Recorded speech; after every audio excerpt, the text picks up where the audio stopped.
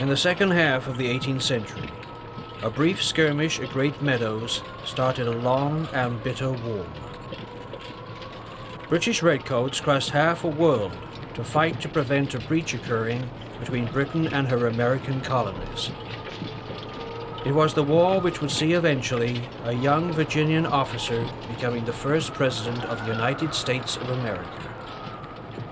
His name was George Washington.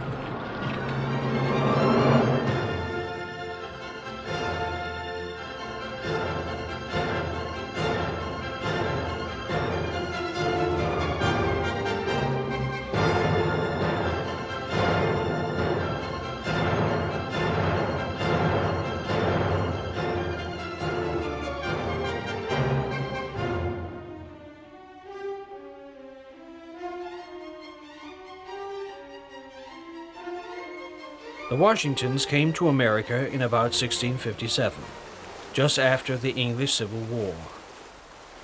Although they were by no means members of the nobility, they proudly bore a coat of arms and belonged to a solidly established family of minor gentry, which can be traced back to the time of William the Conqueror. By the time George Washington, the future president, was born, on the 11th of February 1732, they owned extensive tobacco plantations in Virginia and were, by any standards, wealthy. His father died in 1743, but George's elder half-brother Lawrence then became his guardian and is believed to have exercised a profound influence over him. His formal schooling ended when he was only 15, but he had by then gained a fair knowledge of mathematics and geography. This practical grounding stood him in good stead when Lawrence helped to have him appointed surveyor of the massive Fairfax estate in 1748. This involved a fair amount of traveling in the wilderness of the back country, and despite his youth, he acquitted himself well enough at this to become a public surveyor. Although he seems to have been well suited to it, he did not remain a surveyor for very long. In November 1752, he obtained an appointment as adjutant to the Virginia militia and an income of £100 a year. Washington does not appear to have been in any way qualified for the militia job. It involved drilling the volunteer soldiers, and one of his first acts must have been to learn that drill himself. Like most official posts at the time, it was obtained solely through patronage and social influence. Nevertheless, it does demonstrate his early interest in military matters. As a militia officer with some knowledge of the frontier, young Washington naturally came to the notice of the governor of Virginia, Robert Dinwiddie. The striking thing about Washington is that he is not a member of the Virginian aristocracy before the Revolutionary War. Washington's ancestor, who came from England, was an Anglican minister. Washington's father and grandfather were moderate landholders, but by no means wealthy in the Virginia of the 1750s. However, Washington, by the time he's 21, is able to make wealth, to make himself a self-made man through surveying of land, which he then purchases and develops into quite a significant holding. In fact, 2,000 acres by the time he's 21 in 1753. Moreover, Washington, through these activities of surveying, is able to develop very good political connections. A friend of his is a cousin of Lord Fairfax, who is the largest landowner in northern Virginia, having some 5 million acres. That means Washington has access not only to the emerging Virginian leadership, but also to the British authorities. Despite his youth and inexperience, in 1754, Dinwiddie entrusted him with an extremely important diplomatic task. French soldiers had appeared on the western borders of the colony. Conflict was inevitable. At the time, there were two quite separate French colonies in North America, Canada and Louisiana. The French troops were trying to establish a chain of forts along an overland route between the two colonies by way of the Ohio and the Mississippi valleys. However, if they succeeded in doing this, they would also prevent any further westward expansion of Virginia. After an arduous journey through the wilderness, Washington arrived at the French outposts, only to be faced with calculated obstruction. The first French officers whom he met greeted Washington politely, but firmly declared that they had no authority to deal with the matter. Wearily, the young Virginian headed further northwards in bad weather to meet the French commander, but he too refused to accept Dinwiddie's letter. Just as courteously, he informed Washington that only the King of France himself could decide whether or not his troops could stay on the Ohio. Disappointed, Washington retraced his steps back across the Allegheny Mountains, and in the process narrowly avoided drowning in an icy river. Since diplomacy had failed, military action must follow. Encouraged by a swift promotion to colonel, he collected 2 companies of the Virginia Regiment and headed west, spoiling for a fight. This time his orders were to erect a fort at the strategically important forks of the Ohio. Unfortunately, it all went badly wrong. Washington and his Indian allies successfully ambushed a French scouting party at Great Meadows on the 28th of May, 1754. But all this achieved was to stir up a veritable hornet's nest, and they found themselves facing a major counterattack. Hopelessly outnumbered, Washington's Virginians and some other troops from Maryland hastily dug in, building the ominously named Fort Necessity. As the French army approached, the apprehensive Americans wrangled amongst themselves. Captain James McKay, the veteran commander of the Maryland troops, held the King's commission. Therefore he refused to take orders from the 22-year-old Colonel Washington, who held only a colonial commission. More than that, he argued, perhaps with some justice, that as a regular officer he actually outranked the youthful and inexperienced Virginian. In the end, it made very little difference. Fort Necessity was badly sighted, and the Americans were forced to surrender on the 3rd of July. Nevertheless, Colonel Washington's fight at Great Meadows and the defeat at Fort Necessity aroused the attention of the British government. Reinforcements were at once ordered out from Ireland under a Major General Edward Braddock. Braddock was a Coldstream Guardsman and a more than competent soldier, but unfortunately his troops were a pretty poor lot. Regiments stationed in Ireland mustered only half the strength they should have done at this time, and were notoriously inefficient. Just 2 years earlier, some of their officers had to be rather sharply reminded to wear their swords, and to stop slouching around in slippers and nightcaps. As a result, the 2 battalions which Braddock brought with him had to be filled up with raw recruits on their arrival in America. Well aware of the difficulties which he would face in the back country, Braddock also set about obtaining the services of George Washington. The young colonel's military record was less than impressive, but he knew the area well. Therefore, in the summer of 1755, he was invited to accompany General Braddock on another expedition to the forks of the Ohio. By now, the French had erected a strong fort there. Ironically enough, it stood on the spot which had been surveyed by Washington himself. Washington readily agreed to go, but he was disappointed not to be offered a regular commission. Contrary to popular legend, there was no discrimination in the Army against American-born officers, and had he wanted to do so, Washington could easily have entered a British regiment. There was no question, however, of the inexperienced young militia officer being given the colonel's rank which he wanted. If he joined the Army, he would have to start at the bottom just like everybody else. This he was evidently not prepared to do.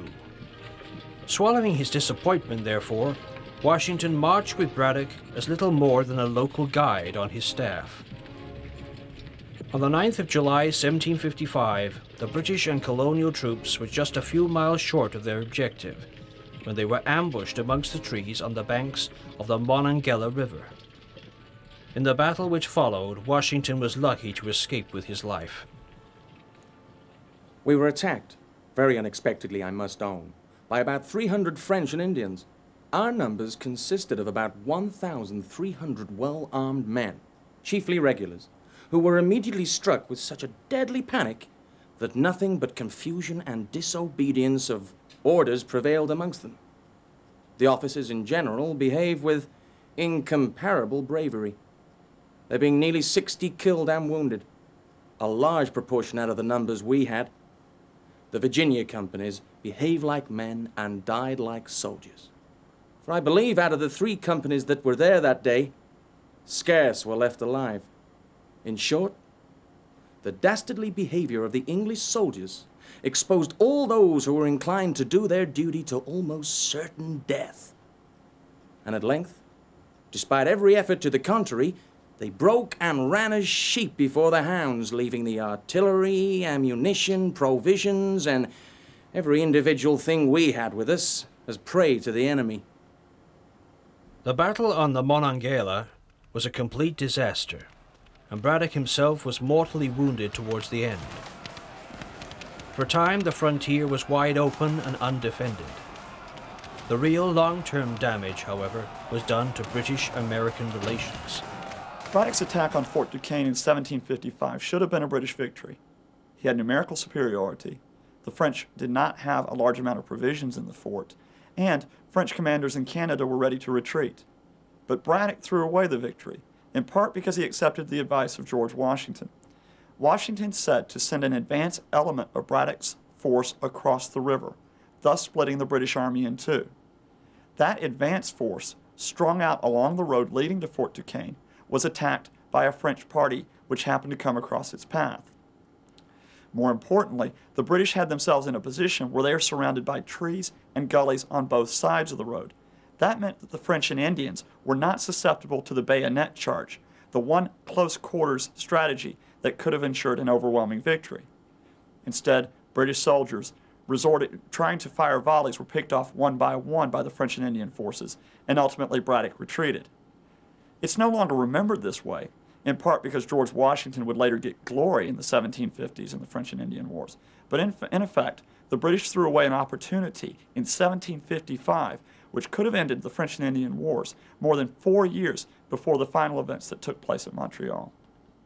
It is quite clear that Washington, who was still resentful of their refusal to grant him the regular commission he wanted, blamed the British regulars for the disaster. In reality, it was actually the raw American recruits in Braddock's regiments who were the first to run away. Nevertheless, his own Virginians had suffered some of the heaviest losses, and the bitter sense of betrayal sparked off Washington's growing conviction that the colonies should be allowed to look after themselves. It was a conviction which would be strengthened by his experiences in the 3 years which separated the battle from the eventual capture of Fort Duquesne. During that time, with a bare 700 men of the Virginia Regiment, he was responsible for defending 350 rugged miles of frontier. As if this was not bad enough, he had to do it with little or no help from the royal governor. The British government had quite correctly decided that the war would be won or lost in Canada, not on the Virginia frontier. Nearly all the available troops and supplies would go north, not west. In the short term, this was obviously rough on Washington. But unless the French base in Canada was destroyed, the war on the frontier would drag on indefinitely. Far from supporting him, therefore, Governor Dinwiddie appeared at times to go out of his way to obstruct the increasingly impatient young Virginian. And his successor, the Earl of Loudoun, seemed no better. Washington did not realize it at the time, of course, but this experience would later stand him in good stead when he commanded the Continental Army. Although the war with France would still drag on for another 5 years, the capture of Fort Duquesne by a small British expedition in December 1758 meant that the Virginia frontier was at last secure. Disappointed in all his hopes for military glory, however, Washington decided to retire once more into civilian life. He may well have been encouraged in this resolve by his future wife. In January 1759, George Washington married a wealthy widow named Martha Custis. The match brought him an additional $100,000 worth of property, but it would be quite unfair to suggest that he married the widow for her money. Both of them were the same age, and he was already by any reckoning a wealthy man in his own right. Making his home at Mount Vernon, Washington then spent the next 15 years as a prosperous tobacco planter. During that time, he served repeatedly in the Virginian House of Burgesses and had a wide circle of acquaintances among the leading men in the colony. Nevertheless, in the early years, he does not seem to have taken a very prominent part in colonial politics. Instead, his diaries show him to be a methodical businessman with an enthusiastic interest in fox hunting. History ensured, however, that he would not end his days as an obscure country gentleman. All wars are ruinously expensive, both for the victors as well as for the vanquished. The 7 Years' War ended with Britain triumphant in North America. The French had been decisively defeated, and Canada was now held by the British Crown. Now, in order to try and recover some of the costs, the American colonies were to be subjected to direct taxation for the first time. This unprecedented proposal was greeted with great dismay and resentment. Americans everywhere soon raised the famous cry of "No taxes without representation." The more moderate ones declared that they did not really begrudge paying the king his due. Their objection was simply that the taxes were levied by the Parliament in London rather than by their own provincial assemblies, such as the Virginia's House of Burgesses. Each of the 13 colonies had its own charter granted by the Crown. These set out their rights and privileges, including the right to elect their own governments or assemblies. These were supposed to advise the royal governor in much the same way as the Parliament in London advised the king. Until now, therefore, they had very largely been allowed to decide their own affairs, and of course to raise their own taxes. However, if the colonies' charters could be arbitrarily overridden by Parliament in the matter of taxes, it was widely feared that they might just as easily be overridden in other matters as well. Washington serves until 1758, 4 years, working with the British. But the one thing he never achieves is a royal commission, so he never becomes a British officer. Ironically, the British might have prevented Washington serving as a revolutionary commander if they'd been more far-sighted. But the short-term effect is that Washington gives up his military career. Between 1758 and 1775, he is a Virginia landholder, developing his plantation at Mount Vernon and having a good deal of respectability, serving in the House of Burgesses, Virginia House of Commons for a time. But he's not very prominent. That is until the Revolutionary War begins. You see, Washington has that military experience, something that few Americans have in 1775. And that's the first thing that makes him a logical choice to lead the American armies into the field. The second thing is a geographical accident. The original leaders of the drive for independence, people like Samuel Adams, who had started the Boston Tea Party, John Adams, they were from Massachusetts, which besides Virginia was the largest colony, but was also considered a bit hot-headed, wanting independence too much. Washington, because he's from Virginia and not Massachusetts, thus becomes a logical choice, as it were, to smooth over differences between the factions who want independence immediately and those who still see some conciliation with the British. Washington thus becomes, in effect, commander-in-chief of the American armies in 1775. As the revolutionary movement gathered pace throughout the colonies, George Washington came to be increasingly identified with the loose political grouping known as the Patriots. He strongly opposed the more moderate measures which were proposed, such as drafting petitions to the king and Parliament. He not only argued that they would simply be rejected, as indeed they were, but he also stoutly declared that he did not believe in begging for what he and his fellow colonists believed to be their just rights. The ministry may rely on it that Americans will never be taxed without their own consent, and that we shall not suffer ourselves to be sacrificed piecemeal, though God only knows what is to become of us, threatened as we are with so many hovering evils as hang over us at present. Having a cruel and bloodthirsty enemy upon our backs, the Indians, between whom and our frontier inhabitants many skirmishes have happened, and with whom a general war is inevitable, whilst those from whom we have a right to seek protection, are endeavoring to fix the shackles of slavery upon us.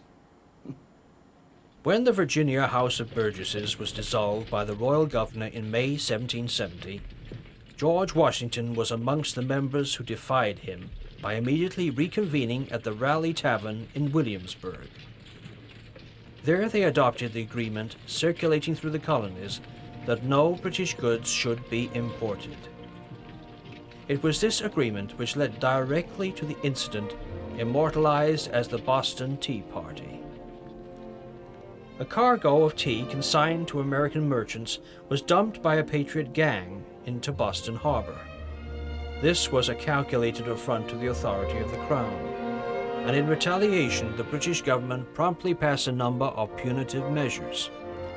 First came the Boston Port Bill, effective from the 1st of June 1774. This effectively closed the harbor by prohibiting the loading or unloading of ships there until punitive damage had been paid for the Tea Party.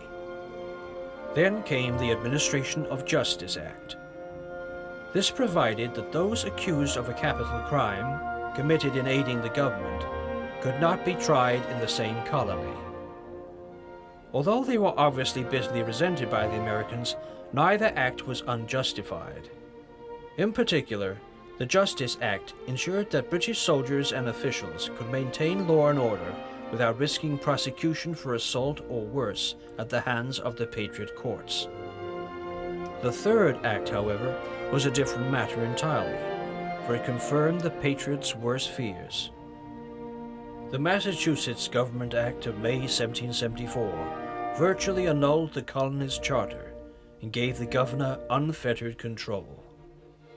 Besides this particular act, all the other measures paled into insignificance, for it struck at the very independence of all the colonies. The other provincial assemblies quickly rallied around, and in August 1774, George Washington was appointed one of the Virginia delegates to the First Continental Congress. He apparently made little impression at the time on the other delegates at the Congress, but he was firmly convinced that it would come to a fight.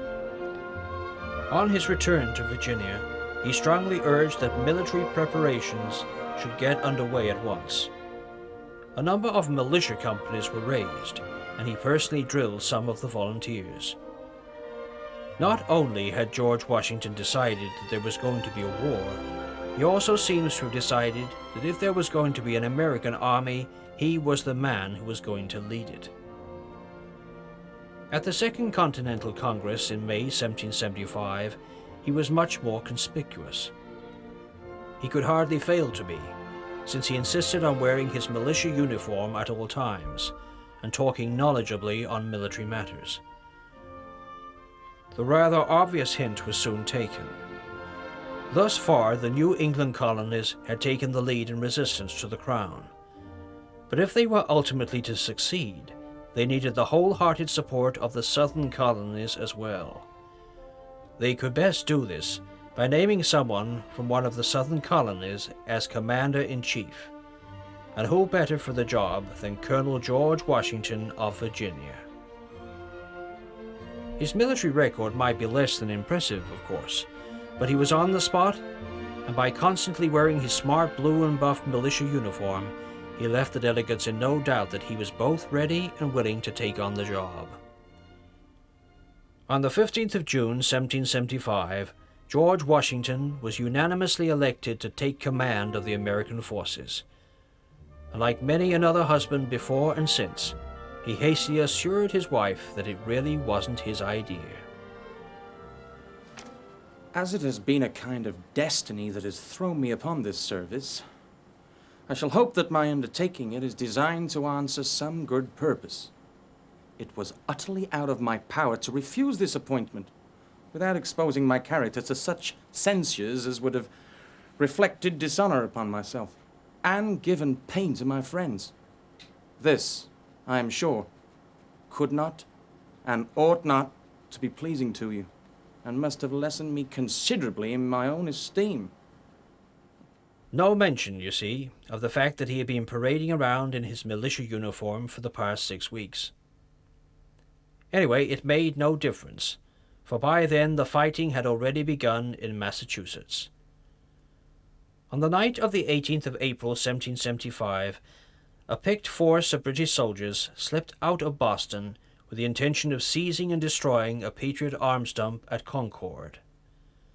Forewarned of their coming, the Massachusetts militia began mustering, and at first light on the 19th, a confrontation took place on Lexington Green between Captain Parker's company and the British advance guard. Who fired the first shot that morning is still the subject of dispute, but there is no doubting the result. In a matter of minutes, 8 Americans were dead and 10 more wounded. Later that day, at Concord's North Bridge, another and much more serious fight occurred. Soon afterwards, the British troops began retreating back to Boston, harried all the way by American militia. In the end, they successfully made their escape, but for the Patriots there was to be no turning back. The long-anticipated shooting war had begun, and Boston was besieged. Just 2 days after George Washington was appointed Commander-in-Chief, and while he was still making his way north, the first real battle of the war took place outside Boston at Bunker Hill on the 17th of June, 1775. The battle was undoubtedly a defeat for the American militia, but afterwards they were able to derive considerable comfort from their performance. They had been driven from their entrenchments, it was true, but they were not routed, and the attacking British forces had suffered terrible losses. Undaunted, therefore, the Patriots resolved to continue the siege and await the arrival of General Washington. He formally took command of the army at Cambridge, outside Boston, on the 3rd of July, and thus entered upon the most important period of his life. It's almost difficult to find George Washington because he's so covered up by myth. Washington, the father of our country, Washington first in war, first in peace. He emerges as a calm, unflappable, quick-thinking, but always clear-thinking individual. Now, in fact, the real Washington did have some character defects. He was rash to judgment at times. More importantly, he could be an extremely cold person with people on first meetings. He was not flamboyant like Napoleon. He was not extroverted like maybe the Duke of Wellington was with his men. But what Washington had, and what was essential, both as a military person and as a statesman, was that he commanded authority. People listened to him, and people would then carry out decisions based upon the authority that he invested upon them. That respect was something that put him above political party. It put him above faction within the military. And it meant that if there was a crisis in the Revolutionary War or in the young United States of America, Washington was the one figure to whom all Americans could turn. Washington was no military genius, and even his biggest battles were to be little more than skirmishes by European standards. He rarely had more than about 12,000 men under his personal direction, and very often less. But throughout the next 7 years, he displayed considerable determination, fortitude, and above all, leadership. He was to need those qualities. The siege of Boston dragged on until the following March. The British position was well nigh impregnable, and it was really a matter of waiting to see who would tire of it first. In the meantime, it might be fair to say that the newly appointed General Washington usually had rather more trouble from his own army than from the British one. Their officers, generally speaking, are the most indifferent kind of people I ever met. I have already broke 1 colonel and 5 captains for cowardice, and for drawing more pay and provisions than they had men in their companies. There are 2 more colonels under arrest, and to be tried for the same offenses. In short, they are by no means such troops in any respect as you or I are led to believe of them from the accounts which were published. But I need not make myself enemies amongst them by this declaration, although it is consistent with truth, for I dare say the men themselves will fight very well. Despite calling themselves the Continental Army, the American forces were still in fact made up of poorly organized and disciplined militiamen. There were a few cannon and some men who claimed to know how to fire them, but no military engineers and very few cavalrymen. Hardly any of them wore military uniforms, and what was more, all of them were due to be disbanded on the 31st of December, 1775. Unless something was done about this, the British Army might well wake up on the 1st of January, 1776, to find the siege lines empty. Washington's first task, therefore, was to form a real Continental Army out of the various forces raised by the individual colonies, or states as they now called themselves.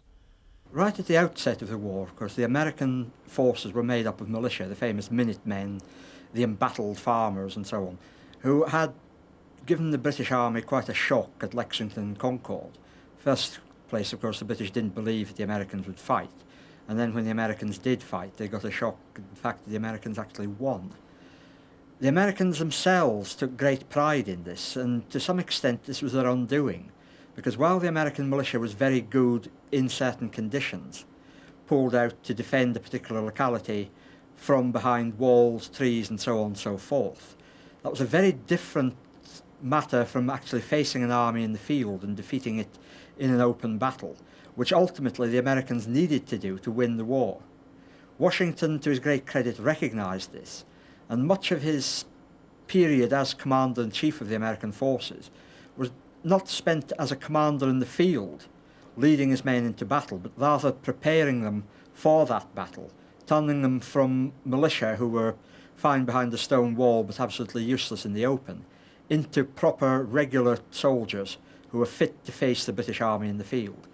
They never actually achieved that entirely. There was never really a battle in the open where American forces fought toe-to-toe with the British ones and beat them head-on, with one or two minor exceptions, some skirmishes to cowpens. On the whole, the Americans didn't quite come up to it, but they came up good enough to actually do it at the end of the day. British ineptitude, political interference and so on all conspired, but without that American regular army, in the end, Washington could not have won the war. Fortunately, a conspicuous lack of activity on the part of the British Army gave him the time which he so desperately needed to turn this unwashed rabble into something which actually resembled an army. The 40-odd existing regiments were reorganized into just 28 large ones, and the men were formally enlisted for 1 year. Each soldier had to provide his own firelock and bayonet, as in militia days. But the army promised to pay, feed and clothe them. Unfortunately, it was a promise which would rarely be kept. As well as forming new units, Washington also found that he had to replace the many unsuitable officers, and the snarl of the Virginia aristocrat can still clearly be heard in a letter which he wrote to a friend at this time. It is among the most difficult tasks I ever undertook in my life to induce these people to believe that there is, or can be, danger till the bayonet is pushed into their breasts. Not that it proceeds from any uncommon prowess, but rather from an unaccountable kind of stupidity in the lower classes of people which, believe me, prevails but too generally among the officers of the Massachusetts part of the army, who are nearly all the same kidney with the privates, and adds not a little to my difficulties. As there is no such thing as getting officers of this stamp to exert themselves in carrying orders into execution. To curry favor with the men by whom they were chosen seems to be one of the principal objects of their attention. Only some 10,000 men volunteered to join the Continental Army in the first year of the war, rather than the 14,000 which had been hoped for. Nevertheless, with the sometimes rather dubious assistance of the state militias, Washington was at least able to face the inevitable British counterattack.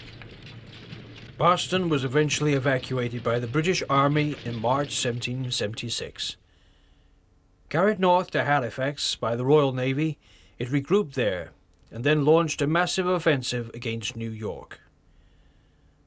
The formal Declaration of Independence on the 4th of July 1776 may have raised morale a little, but General Howe and his tough British regulars came frighteningly close to turning it into a hollow joke. Hopelessly outmaneuvered by Howe, Washington scattered his forces too widely, and saw them defeated in a number of battles. These culminated in the disaster at Fort Washington on the 16th of November 1776. For a time it looked as though the Continental Army might be completely destroyed.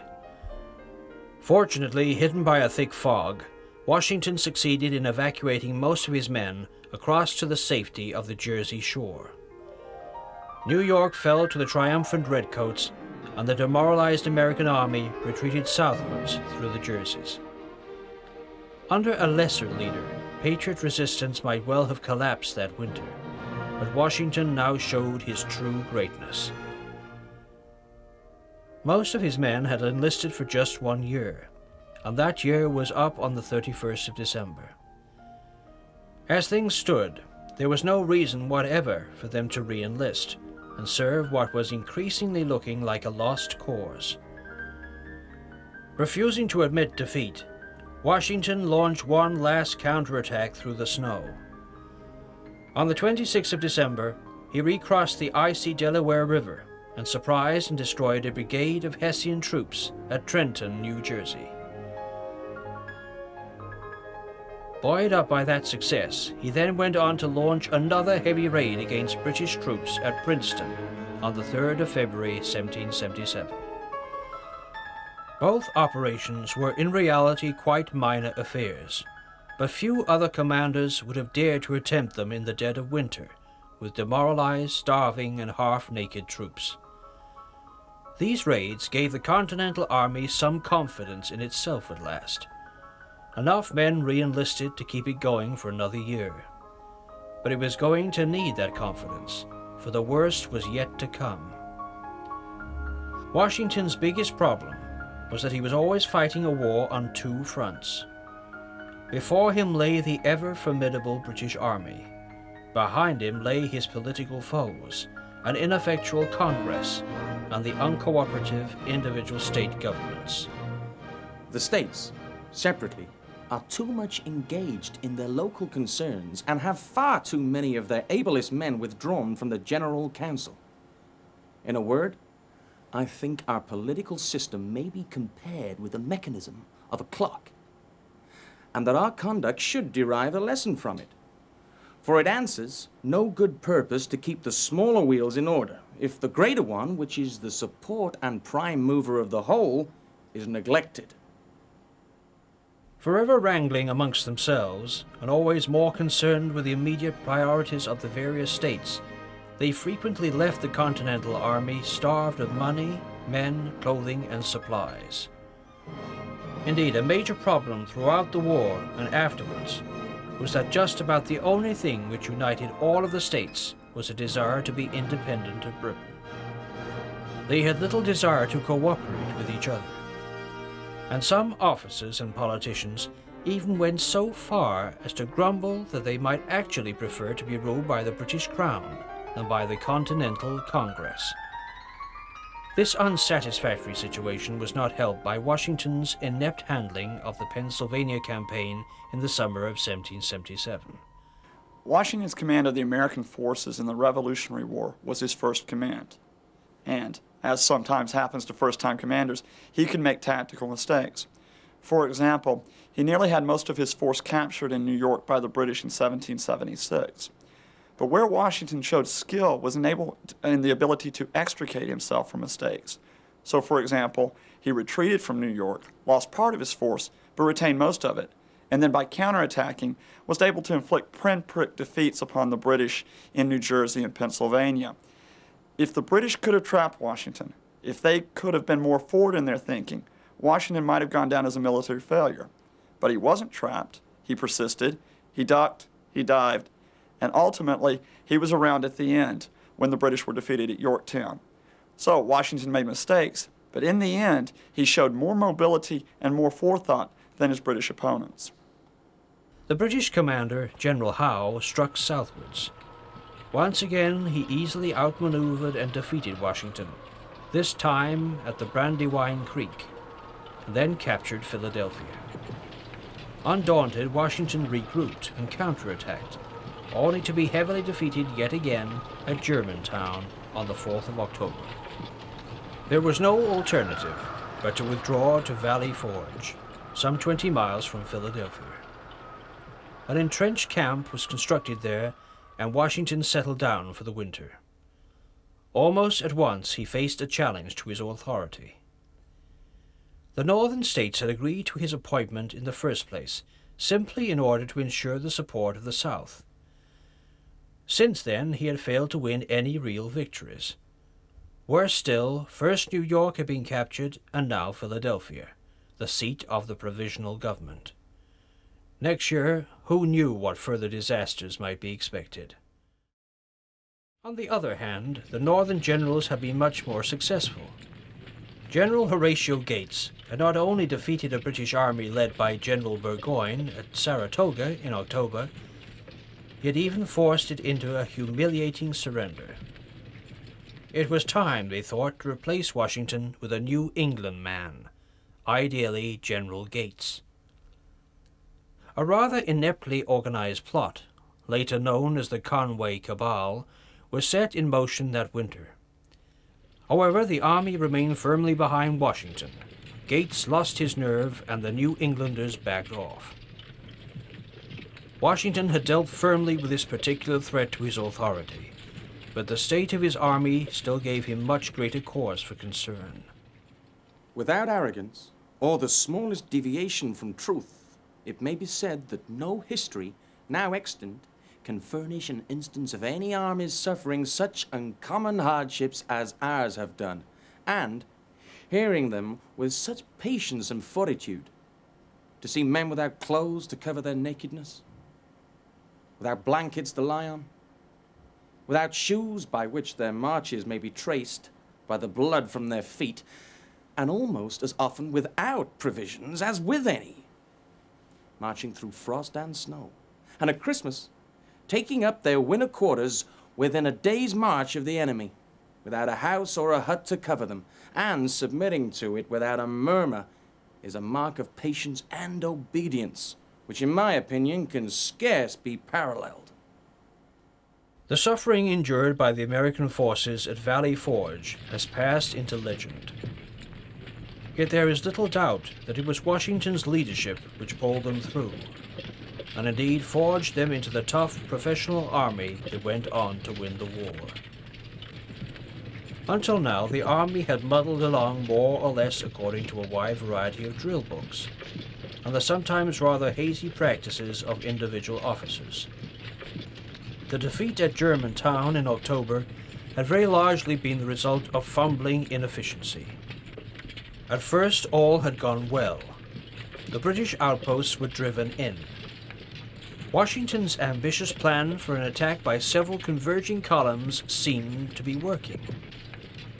But then it all fell apart. A thick fog did not help, and the unexpectedly stout resistance of the British 40th Foot also upset the delicate timetable. Nevertheless, at the end of the day, the fact remained that a plan which the British Army could have executed with ease was simply too complicated for the poorly trained Americans. Washington therefore resolved that the winter should be spent in rectifying the matter. He himself had once favored good old Humphrey Bland's Treatise of Military Discipline, which he had learned as a militia officer in Virginia, but it was now rather out of date. Something much simpler was needed. Luckily, just at that moment, an extremely talented Prussian officer named Friedrich von Steuben arrived on the scene, and Washington, greatly to his credit, allowed him free rein. It was von Steuben who drilled the Continentals incessantly that winter, and at last taught them how to maneuver and fight properly. Nevertheless, without General Washington's own efforts, and above all his inspiration, the army might still have wasted away. Instead, the Continental Army took the field in the spring, smaller but much leaner and fitter than ever before. By then, the British Army had decided to abandon Philadelphia and return to New York. Washington set off in pursuit, and at Monmouth Court House on the 28th of June, 1778, his confident and well-trained troops fought a very creditable battle against the British rear guard. Monmouth was in fact the last major battle fought by Washington for 3 years. During that time, he did his best to keep the main British army blockaded in New York, while most of the fighting shifted southwards to the Carolinas and Virginia. Meanwhile, the American victory at Saratoga brought the French into the war. Their assistance was not entirely welcome by many of the American leaders, including Washington himself. They had begun their careers by fighting the French, and now they found it difficult to wholeheartedly accept them as allies. Nevertheless, despite some initial disappointments, the French intervention promised to be decisive. In August 1781, Washington reluctantly decided that there was no realistic prospect of retaking New York. Instead, he resolved to lead a combined French and American army southwards into his home state of Virginia. Matters have now come to a crisis. I was obliged. From the shortness of the French admiral's stay on the coast to the apparent disinclination of the French naval officers to force the harbor of New York, and the feeble compliance of the states to my requisitions for men, hitherto with little prospect for the greater exertion in the future, and to give up all idea of taking New York, and instead, therefore, to remove the French troops and the detachment from the American army to the head of the Elk, to be transported to Virginia, all for the purpose of cooperating with the French forces from the West Indies against the British troops there. Obviously, a large proportion of Washington's army had to be left behind, keeping the main British army bottled up in New York. Equally naturally, most of those left behind were New Englanders. But Washington knew that this campaign would be the decisive one. The war would be won or lost in Virginia, and therefore he ensured that there were at least some troops from every state in his army. Hopelessly outnumbered, the British army, led by Lord Cornwallis, took its stand at Yorktown and surrendered to General Washington after a short siege on the 19th of October, 1781. Although the war was still to drag on for another 2 years, Washington's victory at Yorktown, the only real military victory he ever gained, had decided the issue. American independence was now secure. The last British ships sailed out of New York Harbor on the 4th of December, 1783, and that evening he bid farewell to his officers at Fraunces Tavern in the city, and retired to his estates. At length, I am become a private citizen on the banks of the Potomac, and under the shadow of my own vine and my own fig tree, free from the bustle of a camp and the busy scenes of public life. I am solacing myself with those tranquil enjoyments of which the soldier, the statesman, and the courtier can have very little conception. I have not only retired from all public employments, but I am retiring within myself, and shall be able to view the solitary walk and tread the paths of private life with a heartfelt satisfaction. He was not, however, allowed to retire from public life for very long. The American colonists had won their independence from Britain, but there was still no real agreement as to how they should now be governed. At first, there was simply a very loose confederation of the 13 states. Each was free to govern itself as it pleased, but it soon became apparent that something better was required. In 1787, General Washington was one of the Virginia delegates to the Federal Convention in Philadelphia, which hammered out a revised set of Articles of Confederation. These now bound the various states together under a federal government. Having led the American army to victory during the war, Washington was elected unanimously to be the first President of the United States. He took the oath of office in New York City on the 30th of April, 1789, and went on to be re-elected for a second term in 1792. Then, feeling that he had more than done his duty to his country, he declined to serve a third term and retired in 1797. There is little doubt that he would have again been re-elected had he stood for office, but by now he was sick of politics. Despite their assistance during the war, Washington was never fully reconciled to the French, and in 1793 he maintained American neutrality, despite French pleas for assistance against the other European powers. What is not so important is what Washington did as what people later thought that he did for America. It was important in the early days of the Republic for Washington to be seen as the unifier, the man above party, the man above region, the man who would support neither Britain nor France overseas, the man of neutrality. In fact, Washington in his presidency between 1789 and 1797 was very partial. He was very partial to the Federalist cause, which believed in a strong capital in Washington, one which had authority over the states. Washington, for example, supported a national bank. Washington put down rebellions of farmers over taxes on whiskey in the early 1790s. Washington signed a treaty with the dreaded British enemy in 1795, less than 15 years actually after he had defeated them on the battlefield. Having begun his career by fighting them, it was perhaps fitting that he should end it in the same way. In 1798, he was called from retirement to command the army being raised for an expected war with France, but he was destined not to lead it, for he died unexpectedly at Mount Vernon on the 14th of December, 1799. No general, however talented, is invincible, and Washington suffered more defeats than most. I think it would be fair to say that although Washington was a very good commander of an army, a commander-in-chief, he was not a great field commander and certainly would not rank as one of the great captains. He was tactically inept. He had very little experience of handling large bodies of troops, and to be honest, this showed whenever he tried to actually fight battles. He was certainly an unlucky general. Napoleon was a great believer in luck, and he would not have employed George Washington. Nevertheless, there is probably no doubt that Washington was the right man in the right place at the time. While he was no field commander, he was a good commander-in-chief, who can perhaps best be compared with, say, General Marshall during the Second World War.